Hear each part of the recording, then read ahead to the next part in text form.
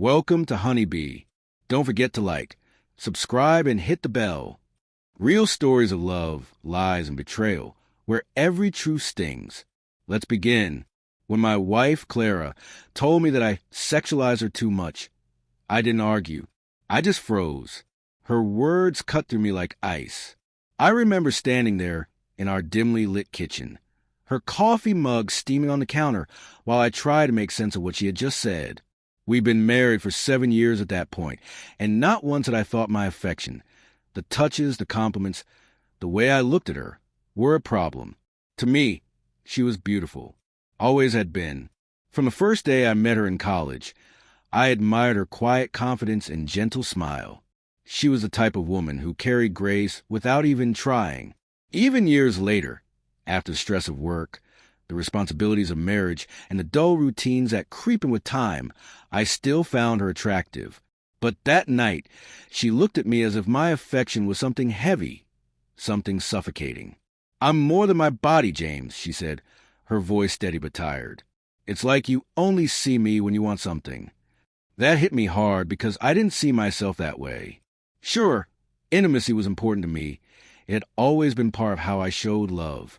But I also cooked her dinner, rubbed her back when she had long days, listened to her talk about her projects. I thought I was doing enough. Yet to her, all my gestures seemed to point toward desire. After that night, I decided to stop initiating anything physical. I didn't make a big statement about it. I just stopped. No touching her waist while she cooked, no kisses that lingered, no quiet hand holding in bed.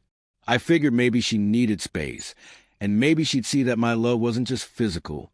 The first week felt strange. Our evenings, once filled with laughter and warmth, now felt sterile. We sat side by side watching shows, our hands a few inches apart, and the silence between us said more than words ever could. I thought she'd appreciate the break, that maybe she'd notice the difference and feel more respected. But she didn't say anything. A month passed.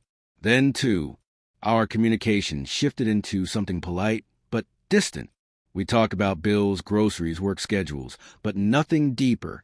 The hugs became brief, almost transactional.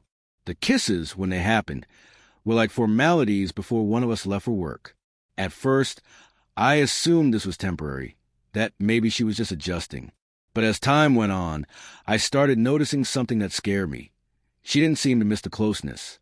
I glanced at her while she read in bed, waiting for her to look up, maybe reach for my hand. But she didn't. She'd turn a page, sip her tea, and act as if I wasn't even there. I told myself not to overthink it, that maybe her love language was just changing, that maybe she needed to feel emotionally safe before anything else. Still, I couldn't shake the feeling that something was breaking quietly between us.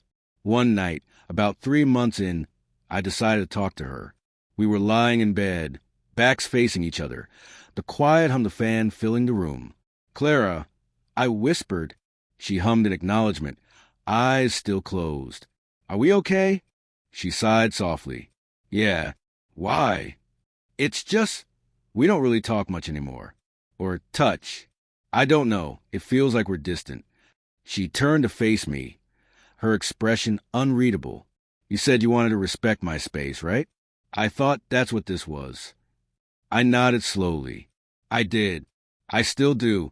But I don't know where we stand. I don't want to make you uncomfortable, but I also don't want to feel like a roommate." Her eyes softened for a second, then hardened again. "You always make everything about physical closeness, James. Maybe this is good for you, to learn to connect without that."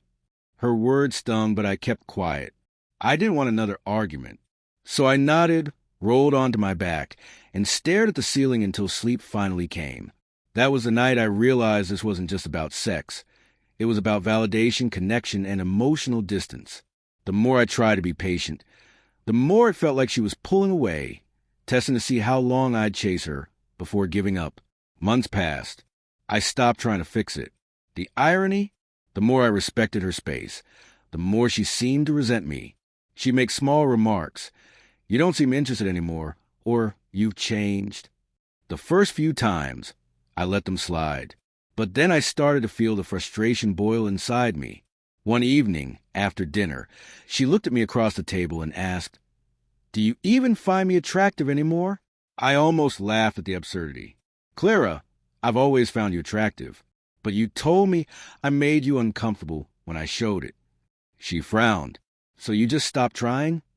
"I thought that's what you wanted," I said quietly. She looked away, crossing her arms.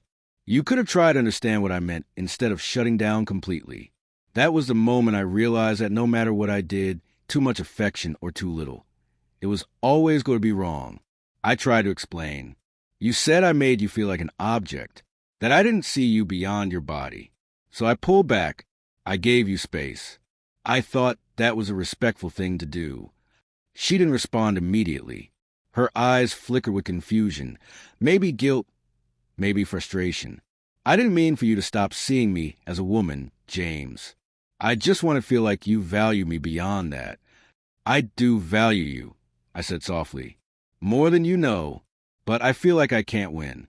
If I show you I desire you, I'm wrong. If I don't, I'm still wrong." She looked down, fingers tracing the edge of her glass. "Maybe I just need time to figure myself out." That line stayed with me for days. Figure myself out. It was vague, uncertain, and cold. I began noticing subtle changes. She spent more time on her phone, texting someone late at night. She started going out with friends I'd never met, dressing differently, more confidently. Even, I didn't accuse her of anything.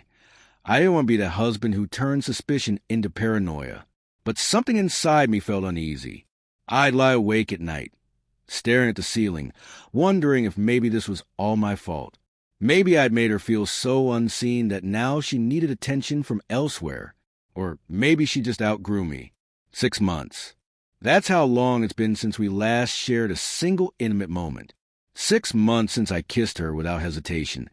Since I reached for her hand, without wondering if it would offend her. Now, she acts like I'm the bad guy. If I walk past her without saying much, she says I'm cold. If I try to help her around the house, she says I'm doing it out of guilt. If I keep my distance, she calls me detached. It's like no version of me is ever good enough anymore. What hurts most is that I still love her.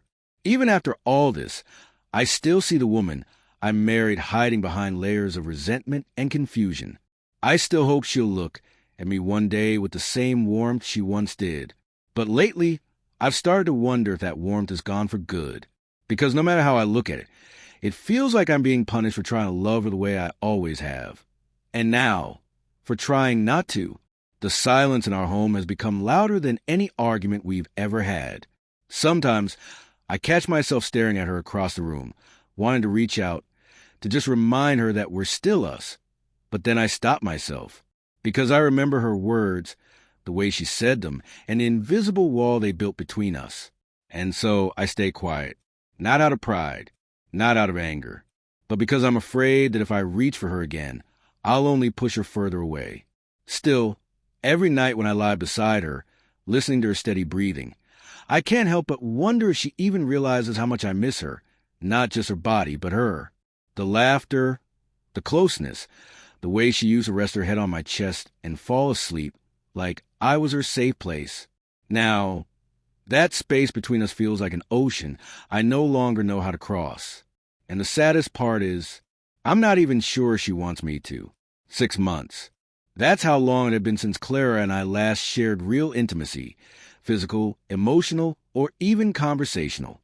I'd stopped counting the days after the 3rd month, but the silence between us was enough to remind me every single night.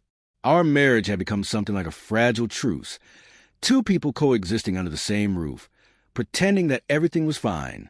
I used to think that silence meant peace. Now I knew better. Silence can also mean surrender. One evening, I came home early from work. The sky was heavy with gray clouds, and the house felt unusually quiet. Clara was in the living room, scrolling through her phone, her face lit by the blue light of the screen. I stood there for a moment, watching her. Once, I would have gone over, kissed her on the forehead, asked about her day. But those days felt like a lifetime ago. She looked up, noticing me. "You're home early." "Yeah, thought I'd surprise you." She smiled faintly but didn't put her phone down. That smile used to make my heart race. Now it only reminded me of how far apart we'd grown. "Clara," I said quietly, sitting on the edge of the couch opposite her, "can we talk?" She hesitated before setting her phone aside. "About what?" "About us." Her shoulders tensed. "What about us?" I exhaled slowly, searching for words that didn't sound like blame. I need to understand what's happening. We haven't been close in months. I've tried to give you space. I've tried to listen, but nothing seems to help. I feel like we're drifting, and I don't know how to stop it. She looked at me for a long time, her expression unreadable. Finally, she spoke. "You think I haven't noticed that too? You think I don't feel the distance? Then why aren't we doing anything about it?" I asked softly. "I've been waiting for you to meet me halfway." She crossed her arms and leaned back. "You make it sound so simple, James, but you don't get it. When I said you sexualized me too much, I didn't mean I wanted you to completely shut down. I wanted you to see me as more than someone you desired. I wanted emotional intimacy, not just physical attention. I said, my voice cracking slightly. I tried to do exactly that. I stopped pushing, I stopped initiating. I thought you needed time to feel safe again. But instead, it's like you built a wall between us." Clara rubbed her temples.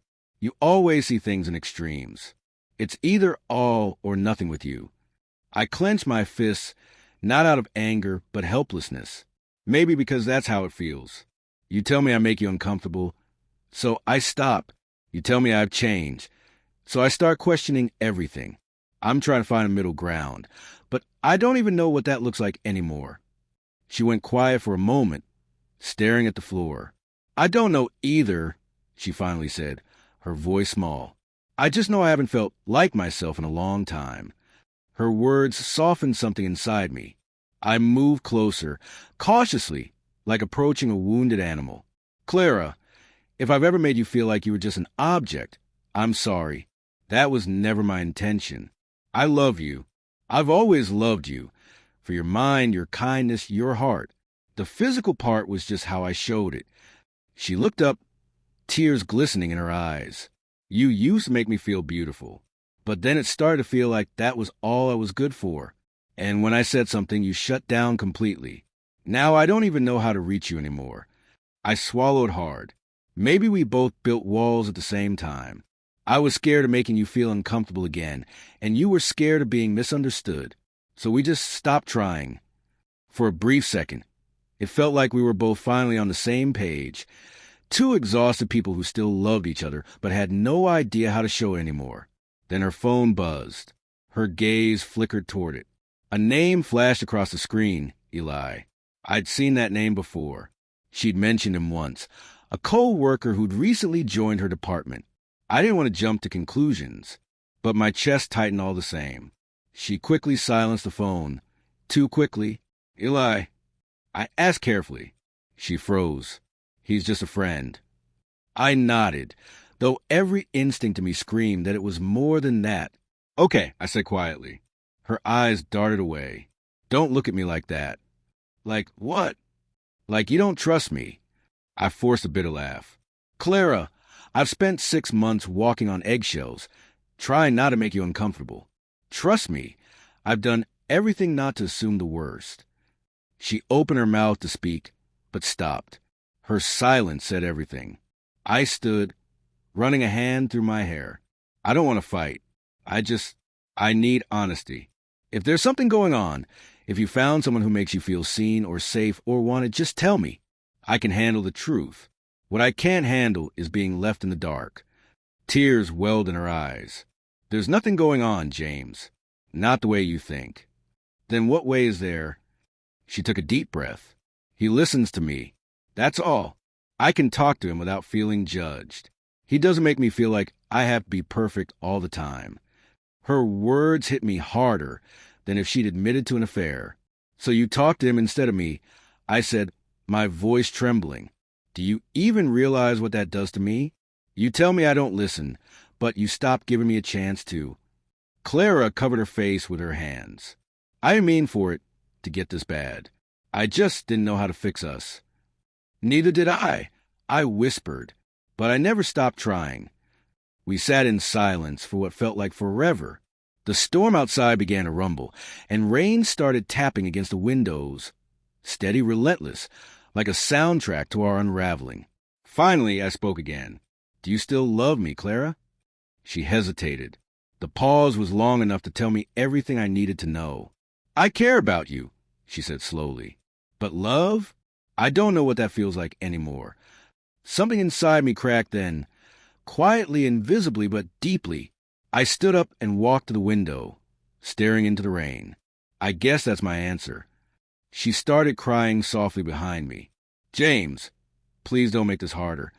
"I'm not," I said, turning around. "I'm just tired of being the villain in your story. You said I made you feel objectified, so I stopped touching you. You said I wasn't emotionally available, so I tried to listen. And now you say I've changed too much. I can't keep guessing what version of me you actually want." Clara looked up at me, her face streaked with tears. "I didn't mean to make you feel that way." "But you did," I said gently. "And now I don't even know how to be your husband anymore." The room fell into silence again. There was no yelling, no slamming doors, just the quiet sound of rain and the weight of everything we'd lost. Eventually, she stood and walked toward me. For a moment, I thought she might reach out, might try to close the distance between us, but she stopped a few feet away. "I think we need space," she whispered. "Real space." I nodded slowly, though the word space felt like a knife twisting in my chest. "If that's what you want." She nodded, unable to meet my eyes. That night, I slept in the guest room. It felt strange, lying in a bed that wasn't ours, surrounded by walls that had never held any warmth. I stared at the ceiling for hours, thinking about every choice, every word, every moment that had led us here. I realized then that love doesn't always die with a fight.